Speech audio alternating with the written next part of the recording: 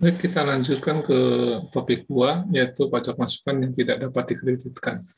Jadi pajak masukan pada dasarnya dapat dikreditkan terhadap pajak keluaran, akan tetapi tidak semua pajak masukan dapat dikreditkan. Ya, pajak masukan yang tidak dapat dikreditkan adalah pajak yang masukan bagi pengeluaran untuk memperoleh barang kena pajak atau jasa kena pajak yang tidak mempunyai hubungan langsung dengan kegiatan usaha.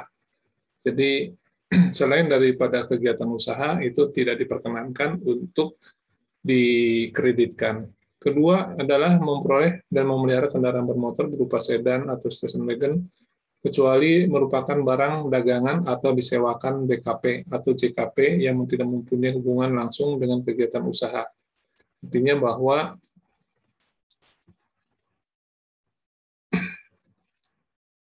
pemeliharaan untuk misalnya kendaraan untuk dijual itu ada PPN-nya, nah itu bisa dikreditkan. Tapi kalau hanya untuk operasional itu nggak bisa dikreditkan.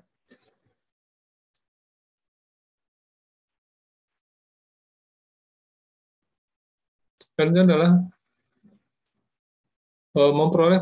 memperoleh barang kena pajak atau jasa kena pajak yang faktur pajaknya tidak memenuhi ketentuan sebagaimana dimaksud dalam pasal 13 ayat 5 atau ayat 9 atau tidak mencantumkan nama, alamat, nomor pokok pajak, nomor pokok wajib pajak, pembeli barang kena pajak atau penerima jasa kena pajak. Artinya bahwa faktur pajak ini harus lengkap, ya, harus lengkap, ada namanya, ada alamatnya, ada NPWP-nya, PPKP-nya, ya, pembeli ataupun penjual. Jadi harus lengkap.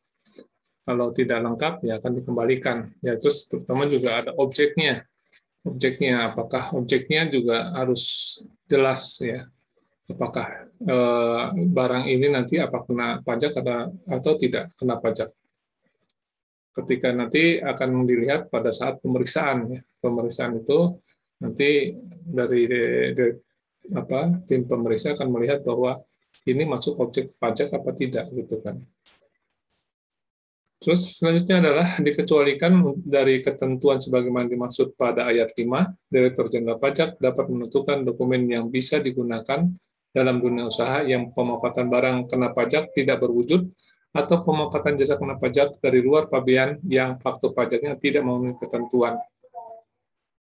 Sebagaimana dimaksud dalam pasal 13 ayat 6 yang berisi Direktur Jenderal Pajak dapat menetapkan dokumen tertentu yang kedudukannya dipersamakan dengan faktur pajak kedudukannya, dipersamakan sebagai faktur pajak.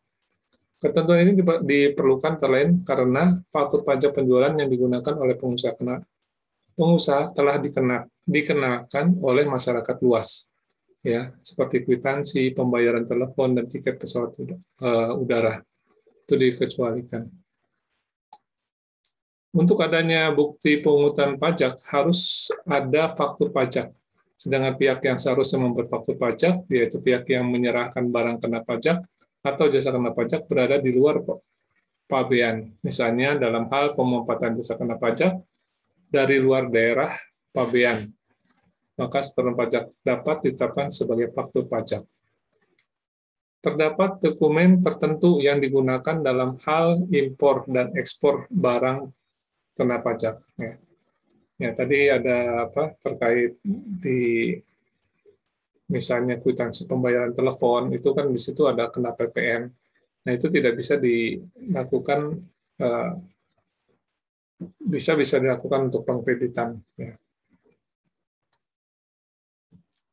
Mungkin itu yang dapat disampaikan di topik kedua. Kita akan menginjak ke selanjutnya adalah topik yang ketiga.